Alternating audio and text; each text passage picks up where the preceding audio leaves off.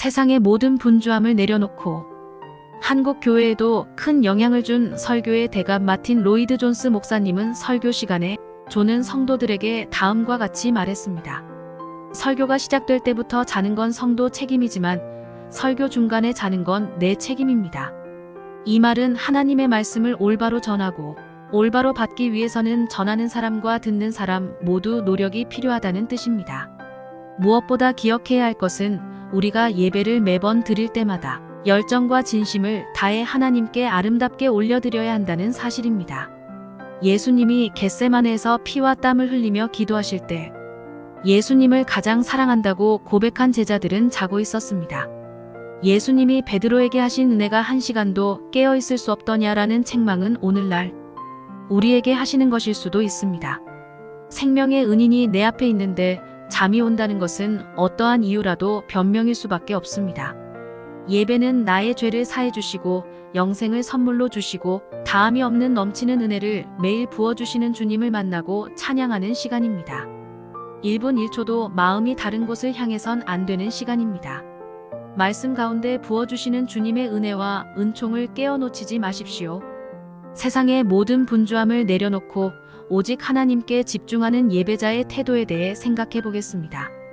오늘의 말씀 누가복음 21장 36절 찬송가 79장 264장. 이러므로 너희는 장차올 이 모든 일을 능히 피하고 인자 앞에 서도록 항상 기도하며 깨어있으라 하시니라. 예배 중 설교 시간을 그다지 중요하게 여기지 않는 사람들이 있습니다. 설교 중 어떤 사람은 핸드폰으로 기사를 검색하거나 다른 사람과 연락을 주고받습니다. 또 어떤 사람은 작정하고 밀린 잠을 보충하려는 듯 보이기도 합니다.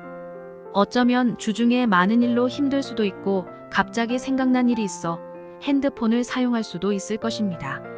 하지만 이런 일들은 결국 자신의 생활이 하나님을 예배하는 것보다 더 중요하다는 의미와 다를 바가 없습니다. 이런 분들도 결코 자신의 생활이 하나님을 예배하는 것보다 더 중요하다고 말하지는 않을 것입니다. 하지만 행동이 자신의 생각을 나타내는 것입니다. 예배를 통해 하나님을 만나고 하나님을 찬양하며 하나님께 영광을 돌리는 것은 이 세상 그 어느 것보다 중요합니다.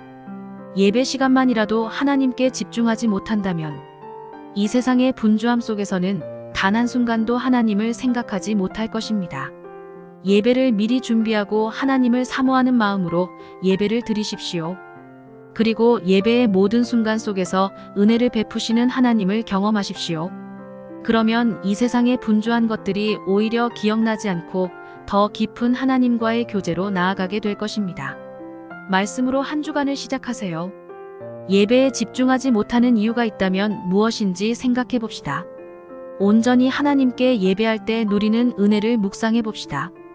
영과 진리로 하나님께만 집중하며 예배하겠다고 결단하십시오. 오늘의 기도. 주님, 이 세상의 분주한 마음을 가지고 예배하지 않게 하옵소서. 하나님을 사모하며 하나님께 집중하여 영과 진리로 예배하게 하옵소서. 예수님의 이름으로 기도합니다. 아멘.